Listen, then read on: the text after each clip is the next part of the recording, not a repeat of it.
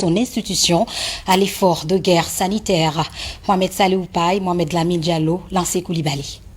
Constater de visu les avancées significatives et positives dans le cadre de la riposte contre la Covid-19, l'engagement des différents acteurs impliqués dans la riposte et les efforts fournis par le gouvernement guinéen à travers l'Agence nationale de sécurité sanitaire ainsi que les partenaires, y compris l'UNICEF, tels sont entre autres objectifs de la mission de terrain du représentant de l'UNICEF dans la région de Zérékoré. J'ai été impressionné par les progrès qui ont été atteints. Nommément, il y a eu beaucoup de formations, que ce soit la formation des chefs de santé, la formation des mobilisateurs sociaux, et il y a eu aussi beaucoup d'éducation dans le sens de sensibilisation des ménages. Les museaux ont fait du porte-à-porte, comme vous le savez, pour sensibiliser tout le monde sur les mesures barrières, port des masques, le lavage des mains, la distanciation. Ceci a été très bien fait.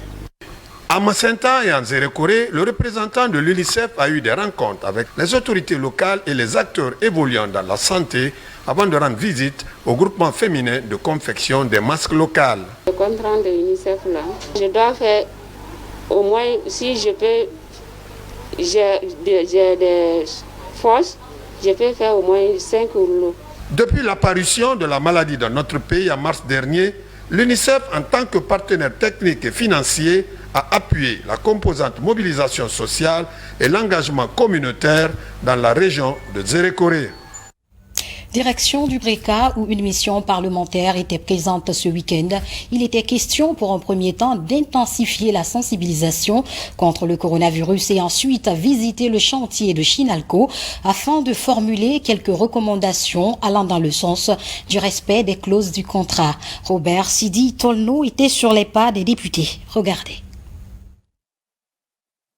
Ils sont 4 députés uninominaux pour une mission commune relative à une vaste sensibilisation des populations sur la problématique de lutte contre la Covid-19 et l'approche du développement socio-économique de base. Après plusieurs localités de Dubreka, les députés uninominaux de Matoto, Dubreka, Fria et Bofa ont bravé la pluie diluvienne du week-end pour visiter le site d'exploitation de la société minière Chinalco dans la préfecture de Bofa. Ici, tout le système d'exploitation répond aux standards modernes internationaux. Il faut saluer là le courage du président de la République parce que c'est l'immense terre de bauxite qui était là ne pouvait rien nous servir. On n'avait aucune technologie, on ne savait même pas quoi faire, à part quand il y a la pluie, il y a la boue, quand il y a le soleil, il y a la poussière. Maintenant, nous voyons l'exploitation qui est une réalité. Nous avons vu, nous sommes ici dans la carrière même, dans la mine. Nous avons vu le trajet que les miniers ils ont fait pour arriver ici. Vous avez vu le viaduc. On est allé jusqu'au port, donc c'est du concret. La visite a permis la formulation de plusieurs recommandations qui privilégient la protection de l'environnement et le respect des clauses du contrat. Nous leur tendons la main de nous accompagner pour que nous puissions mieux les accompagner, qu'il y ait la quiétude sociale et qu'ils puissent faire leurs opérations dans de meilleures conditions. Et cela dépend premièrement de la formation de nos jeunes qui sont dans la localité. Nous déplorons l'absence d'infirmerie sur place et nous avons expliqué aux détenteurs du projet que c'est d'abord pour eux. Parce qu'il y a des camions, il y a des extracteurs, il y a des tracteurs. Donc si vous avez un blessé grave, vous avez une fracture, vous avez quelqu'un qui a un problème cardiaque, vous ne pouvez pas le gérer dans l'heure. Donc il faut aller à l'hôpital de Bofa. Et on leur a aussi suggéré, en termes de standards médicaux, de renforcer le niveau d'un hôpital préfectoral. Le site du port moderne en construction à Koundinde a constitué la dernière étape de la mission parlementaire. Et là, je vous amène à découvrir le nouveau visage de la Guinée. Grâce à la nouvelle politique d'industrialisation, les technologies transforment les usines du pays avec à la clé la création de la richesse et de plusieurs emplois. Malgré la crise sanitaire qui sévit dans le pays, le gouvernement compte faire son mieux. Abdoul Karim Kamara et Mamadou Alpha Baldé pour ce grand format. L'industrie guinéenne fait peau neuve. Les usines sont de plus en plus dotées des technologies de pointe Une nouvelle donne qui entend changer l'avenir de l'économie du pays. Dans cette PME spécialisée dans la fabrication des produits laitiers, les machines sont high-tech pour donner de la purée de tomates, du yaourt et du lait en poudre suivant les normes et qualités en vigueur. Pour évoluer dans l'alimentaire, il faut forcément une bonne capacité. Donc il faut dès à la base, dès au départ, mettre les moyens nécessaires. Non seulement pour pallier à la concurrence déloyale sur le marché, mais en plus pour pouvoir satisfaire nos clients. Aujourd'hui, nous avons des installations qui sont là de dernière génération. On n'a rien à envier aux autres. Vous avez visité l'industrie. Vous avez vu que nous répondons aux normes de toutes les qualités internationales qui sont requises. Celle-ci n'est pas le seul exemple. Dans ces nouvelles entreprises, la chaîne de production est aussi réorganisée à l'envi. C'est plus de flexibilité. Cette unité de production d'eau n'importe pas les bonbonnes, elles sont fabriquées sur place. Nous avons une machine qui souffle nos bouteilles et immédiatement ils sont remplis chez nous. Mais par contre, il y a beaucoup d'unités et ils les font venir. Les bouteilles déjà pré-soufflées. On a un système de traitement, le système osmose. Ça, c'est un peu rare même dans la sous-région, ce qui permet à l'eau une filtration et les rend encore beaucoup plus légères pour la consommation. Autre révolution, les travailleurs sont guidés en temps réel par la technologie en rendant la fabrication simple. Ces innovations permettent par exemple ici à gagner du temps dans le traitement des fruits guinéens en concentré. C'est de proposer au public guinéen des produits qu'on appelle bio, des produits venant des fruits naturels, sans additifs, avec juste des stabilisateurs. Notre ambition, c'est d'acheter la matière première ici avec les fruits de base, tels que la mangue, l'ananas et tous les autres fruits locaux qu'on a ici, qu'on peut transformer en jus. C'est ça notre ambition aujourd'hui.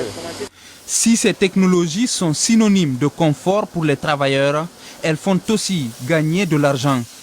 Un enjeu vital qui, depuis près de 6 mois, connaît un arrêt soudain dans ces entreprises pour cause de pandémie de coronavirus.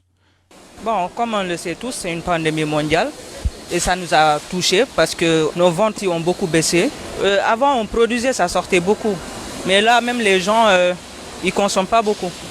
On était obligé, même avec les travailleurs et les risques de sécurité et d'hygiène, de diminuer même du personnel.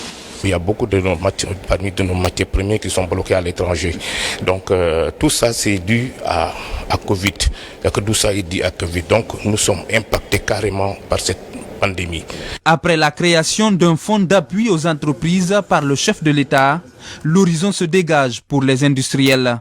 Ils espèrent qu'avec cet accompagnement, la résilience sera renforcée.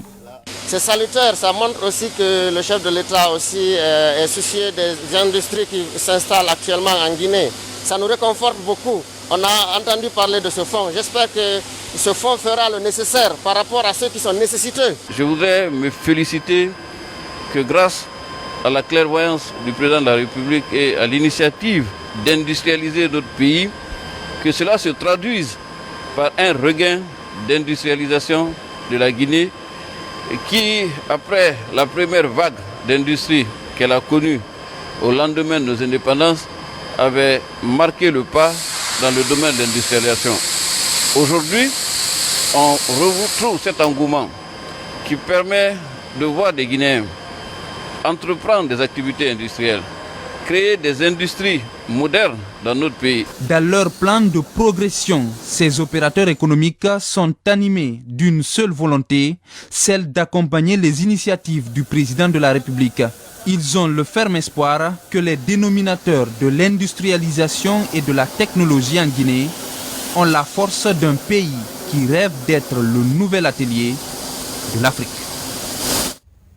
Conakry, ville propre, c'est bien possible. D'ailleurs, vous vous souviendrez que dernièrement, des opérations d'assainissement ont été enclenchées par le ministère de tutelle et ses partenaires. Les 5 communes de la capitale changent de visage progressivement et ce schéma actuel de nettoyage de la capitale fait partie des 5 actions de professionnalisation de gestion des déchets solides annoncées par l'Agence nationale de l'assainissement et de la salubrité publique. C'est un grand format de ce soir et il est réalisé par Mohamed Lamine Camara.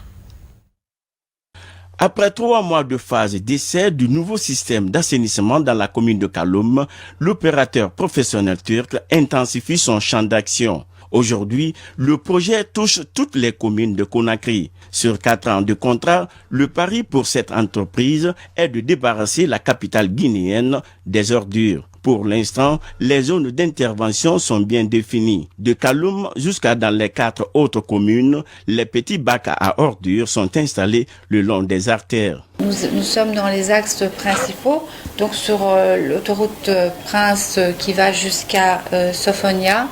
Donc nous ramassons tout l'axe. Nous sommes aussi sur l'autoroute de Anta. Là aussi, on fait le ramassage. Et nous sommes aussi à Lambani, dans la corniche du Nord. Aujourd'hui, en dehors de ces axes-là, nous avons des conteneurs de 20 mètres cubes qui sont dans des différents quartiers. Et donc de là, nous récupérons ces conteneurs et nous les emmenons à la déchetterie. On a en fait 1600 bacs dans toute la ville. Donc l'objectif, avec les 250 bacs qui sont arrivés, donc on est à 1850 aujourd'hui. Et donc l'objectif, c'est jusqu'à la fin du mois, arriver à 2600 bacs. Sur le terrain, le système de précollecte est pris en charge par les jeunes. Le ramassage et le transport des déchets pour la décharge sont assurés par l'entreprise Albariac. Ce schéma actuel de ramassage des ordures est un des segments des principes directeurs de la stratégie de professionnalisation du secteur. On va aller jusqu'au niveau du kilomètre 36, mais il faut noter qu'avec ces opérateurs, nous avons 4 ans et nous bénéficions de l'assistance des partenaires techniques et financiers. Après 4 ans, il y aura non seulement le transfert de compétences, donc il faut que les Guinéens soient en mesure d'assurer le service qu'ils étaient en train de rendre, mais il faut qu'on soit en mesure également de pouvoir payer ces services. Donc un fonds est en cours de création pour pouvoir assurer la relève du financement qu'apportent aujourd'hui les partenaires techniques et financiers.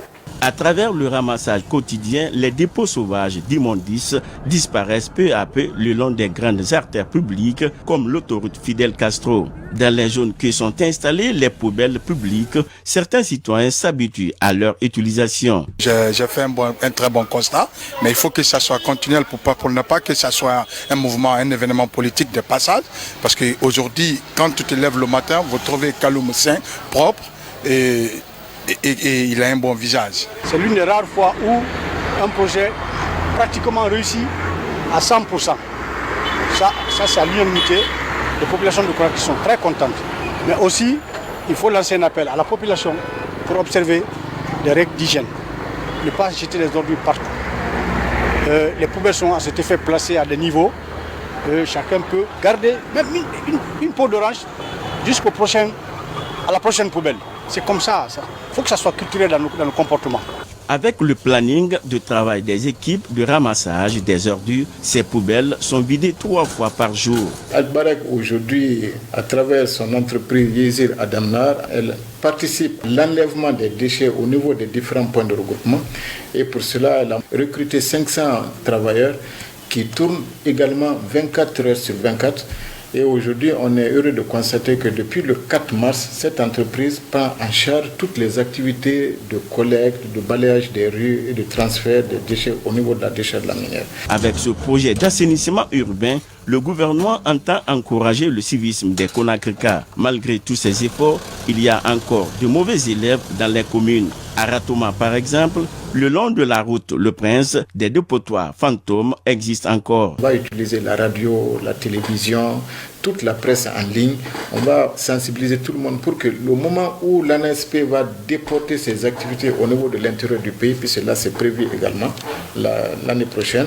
À ce jour, le dispositif de transfert des ordures vers la décharge de la minière est soutenu par 74 camions de l'entreprise turque. Ils sont parfois épaulés par certains vieux camions poubelles des communes de Conakry. Et puis ce geste salutaire de la jeunesse de Dubreka, elle vient d'initier une campagne d'assainissement. Lancée dimanche dernier, plus de 500 jeunes ont été mobilisés pour la circonstance. Le but n'est autre que de créer un meilleur cadre de vie pour la population de la localité. Lancé Koulibaly. Nous sommes au kilomètre 5 dans la préfecture de Dubreka.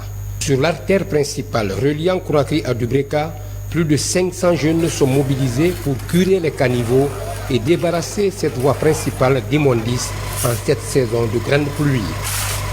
Cette action citoyenne initiée par la jeunesse de Dubreka vise à accompagner le gouvernement dans son programme d'assainissement, surtout en cette période de crise sanitaire. Je dois beaucoup à la population de Dubreka. Donc, rester comme ça, sans rien faire pour la population de Dubreka, c'est un devoir pour moi aujourd'hui et de rendre la ville de Dubreka propre. J'ai beaucoup d'initiatives à faire pour Dubreka. Prenez par exemple le nettoyage de Dubreka et je suis en train d'installer une usine de bénisserie moderne pour apprendre la jeunesse de Dubreka, des métiers. Cette action a été appréciée par les sages qui s'engagent à accompagner la jeunesse dans cette initiative.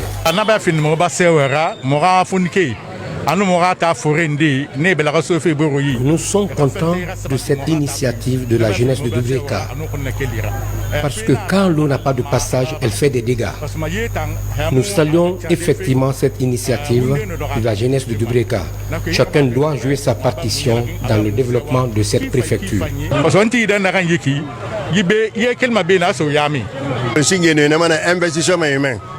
Au temps de la Première République. Avant, on parlait d'investissement humain. Si les jeunes prennent l'initiative d'assainir cette préfecture, nous les sages, nous ne pouvons que les soutenir et les accompagner.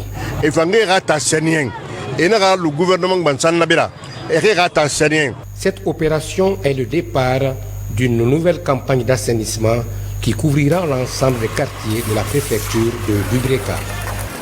Bientôt, la 6e campagne d'évaluation des ressources halieutiques sera lancée sur nos côtes maritimes, financée par la Banque mondiale à travers le projet Prao-Guinée. L'opération sera menée par le navire Général Lansana Conté qui vient d'effectuer une pré-campagne de test. Ansouman Toumani Kamara. En prélude à la 6e campagne d'évaluation des ressources halieutiques de la Guinée, le bateau de recherche Général Lansana Conté vient de mouiller l'ancre. Cela après environ 48 heures d'essai en mer.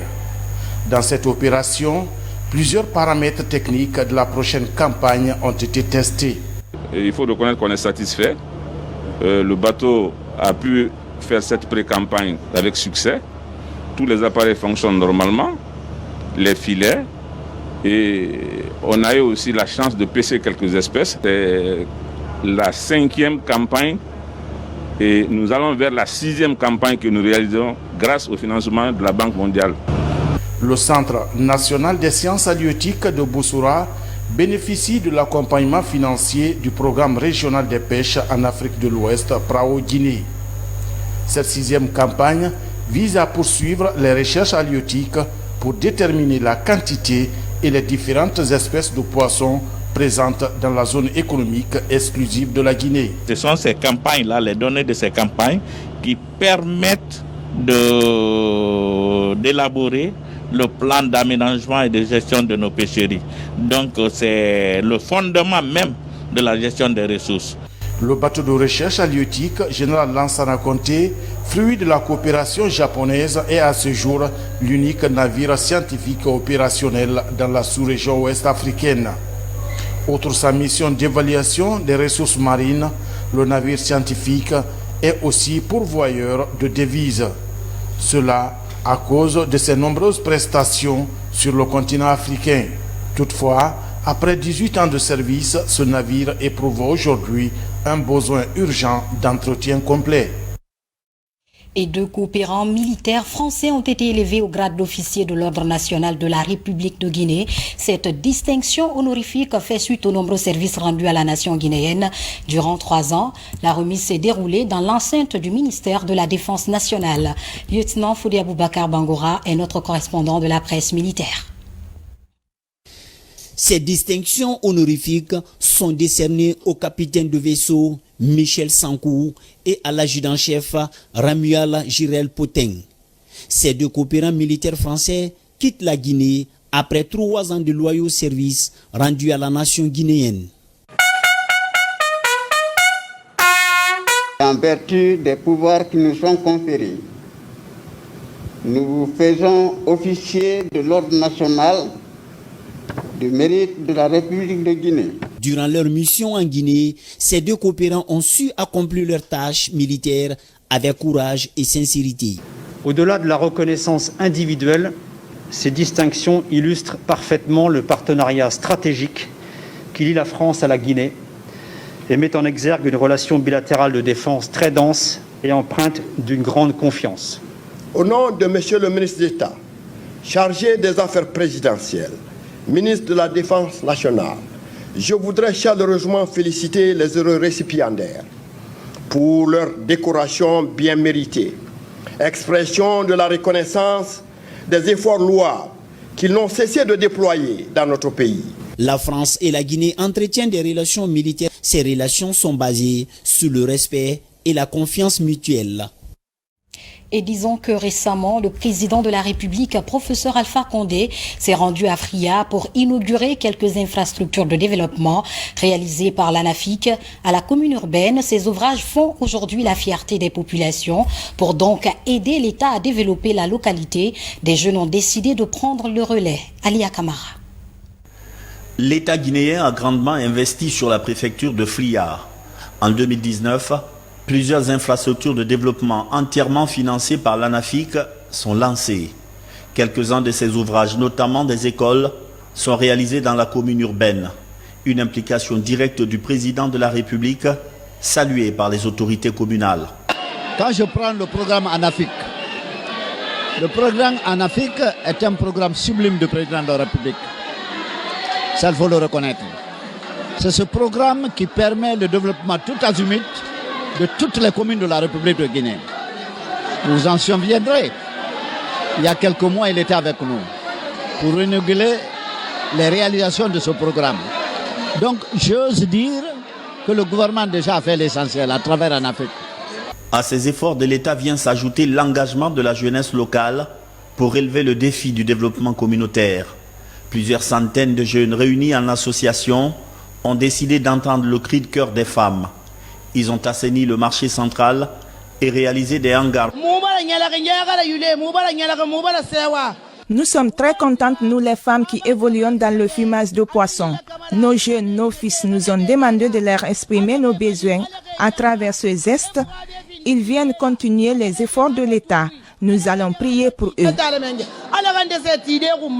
Des actions réalisées grâce au conseil de El Hadj Moustapha Kaba, le parrain de la localité. C'est lui qui a permis de fédérer les initiatives et coordonner les interventions. Aujourd'hui, la jeunesse semble se placer au cœur du développement de Fria. En tant qu'élus du peuple, nous sommes vraiment satisfaits. Nous les remercions. Nous demandons à ce que beaucoup d'autres suivent ces exemples. Et c'est pourquoi, quand nous avons su que vraiment cette œuvre a été entamée, on n'a ménagé aucun effort pour se déplacer, venir assister et donner notre coup de main. D'autres actions sont en cours d'exécution avec l'appui de la commune urbaine. Outre le marché, les jeunes ont lancé une grande opération d'assainissement de la ville et de curage des canaux d'évacuation. L'actualité, c'est aussi cette offre de vivre du ministre des Investissements. Par ce geste, Gabriel Curtis contribue à sa façon à l'amélioration des conditions de vie des fidèles chrétiens en cette période de crise sanitaire. Une prière a aussi été faite pour la paix et la santé des Guinéens. Saint-Martin, Francine Douno. Parmi les mesures préconisées par l'état d'urgence sanitaire, la fermeture des lieux de culte. Depuis, les fidèles chrétiens sont restés loin des églises et les prêtres vivent peu en contact avec eux. Les branches de mobilisation des ressources financières ne fonctionnent plus. Face à cette situation, le ministre des Investissements et du Partenariat public-privé offre au clergé de l'archidiocèse de Conakry des sacs de riz, des cartons de sucre, de lait et d'huile. C'est un geste de solidarité envers les prêtres parce qu'en cette période de la pandémie de la Covid-19, avec le confinement, on sait que nos religieux souffrent beaucoup et surtout ils ne peuvent pas officier. Il n'y a pas d'office religieux, il n'y a pas de contact avec, ou très peu de contact avec les fidèles. Donc c'est vraiment un geste de solidarité au nom de Monsieur le Président de la République que nous venons par la présente faire un don au travers de Monseigneur l'archevêque de Conakry. Ces vivres sont mis à la disposition de Monseigneur Vincent Koulibaly pour les prêtres. Le geste est perçu comme une contribution à la vie des serviteurs de Dieu. Nous sommes très heureux d'accueillir Monsieur le ministre qui nous apporte du riz et d'autres denrées alimentaires pour l'entretien de nos prêtres. Et c'est un